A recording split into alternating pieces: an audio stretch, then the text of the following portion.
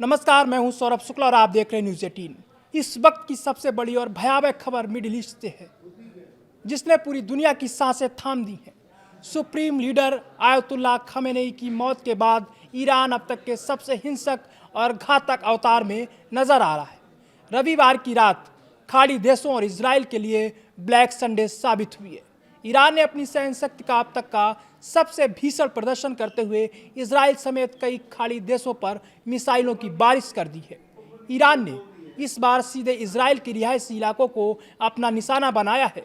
एक साथ 37 मिसाइलें दागी हैं, जिनमें से एक मिसाइल इजराइल के बीच सेमेस शहर की एक बहुमंजिला इमारत पर काल बनकर गिरी, जिसमें अब तक 10 इजरायली नागरिकों की मौत की पुष्टि हो चुकी है और 50 से ज़्यादा लोग अस्पतालों में जिंदगी और मौत की जंग लड़ रहे हैं। और मलबे के नीचे अभी भी कई जिंदगियां दबी हो सकती हैं, जिससे मौतों का आंकड़ा बढ़ने की आशंका है। इस हमले ने इजराइल के अजय माने जाने वाले सुरक्षा कवच आयरन डोम पर भी सवालिया निशान लगा दिए हैं।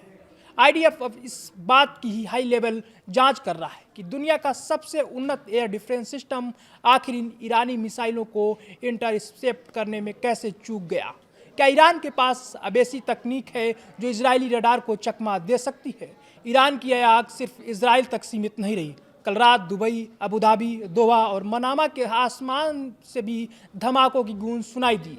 खाड़ी देशों में दहशत का माहौल है और ऐसा लग रहा है मानो ईरान ने पूरे क्षेत्र को युद्ध की भीषण आग में झोंक दिया है। इस हमले के बाद इजराइल के पूर्व प्रधानमंत्री नफ्ताली बेनेट का गुस्सा सातवें आसमान पर है। उन्होंने ईरान को बुरी ताकत करार देते हुए सोशल मीडिया पर कड़ा संदेश जारी किया है। बेनेट ने साफ लहजे में चेतावनी दी और कहा, मैं अपने दुश्मनों का पीछा करूंगा, उन्हें पकड़ लूंगा और जब तक उन्हें पूरी तरह नष्ट नहीं कर देता तब तक मैं वापस नहीं लौटूंगा। इजरायली विदेश मंत्रालय ने अंतर्राष्ट्रीय बिरादरी के सामने ईरान की इस कसाईपन को रखा है। उनका कहना है कि जहां इजराइल सिर्फ सैन्य ठिकानों को निशाना बना रहा है, वहीं ईरान जानबूझकर मासूम नागरिकों का कत्लेआम कर रहा है।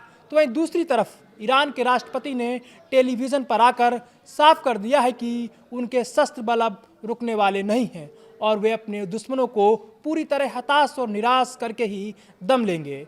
साफ है कि मिडिल ईस्ट अब उस मोड़ पर खड़ा है जहां से वापसी का रास्ता सिर्फ तबाही की ओर जाता है। क्या यह हमला तीसरे विश्व युद्ध की आठ है?